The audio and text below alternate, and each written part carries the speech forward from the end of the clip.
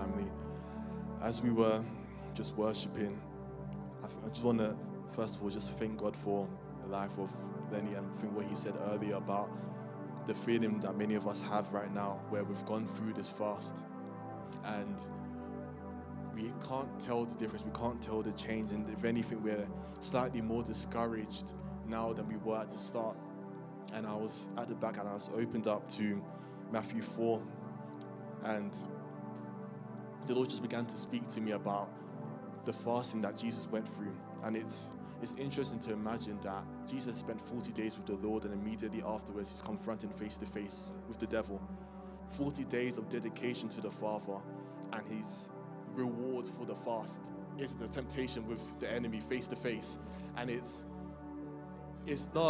crazy, but it's real. Like 40 days of with the Lord, you finally break, or it's finally time to break, and you're confronted with the enemy.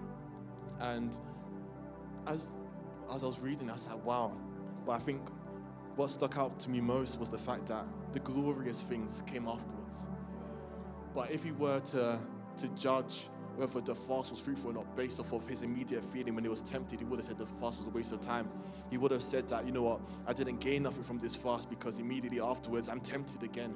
It's like if we come out the fast and tomorrow the thoughts come back again, or you're tempted to do X, Y, Z, you're thinking, what's the point of the fast? Because immediately afterwards I'm tempted again.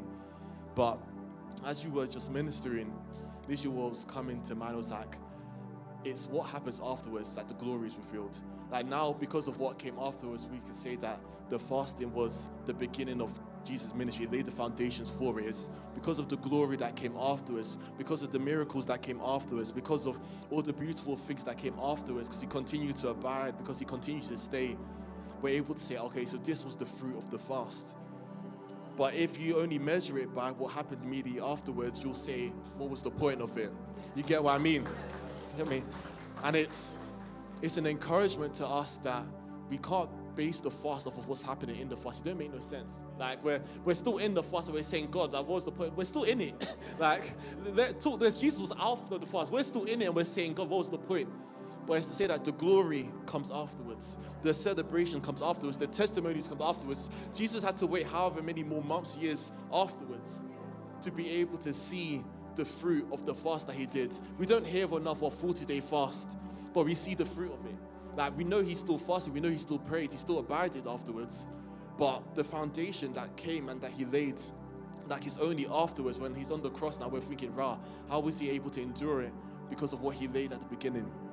And so it's an encouragement to us as a family that right now you may not see the fruit. Right now you might not understand what was the point of it. Right now you might even feel like, God, like I feel the temptation already coming back. The temptation doesn't mean it didn't work. Jesus was tempted immediately afterwards. So the temptation doesn't invalidate your fast. The temptation doesn't disqualify everything that you did and all that you poured out. The temptation itself isn't a measure of whether God's encountered you during these last 21 days. But if we want to see the glory that we've been speaking of and singing of, it comes, as you said, through abiding. As the lyrics say, through abiding, through staying. And so with this in mind, I just want us to go back into worship, go back into just asking for the Lord for more of him. Because the truth is, if we finish this 21 days and we step out of that place of abiding, the fast was for nothing. The glory that comes from abiding, like even though we've done the 21, it's the glory, it's from the abiding afterwards. Like, we've got the foundation, we know it's possible now. We've seen that it's possible, we've built the capacity, but can we stay? Can we stay in this posture?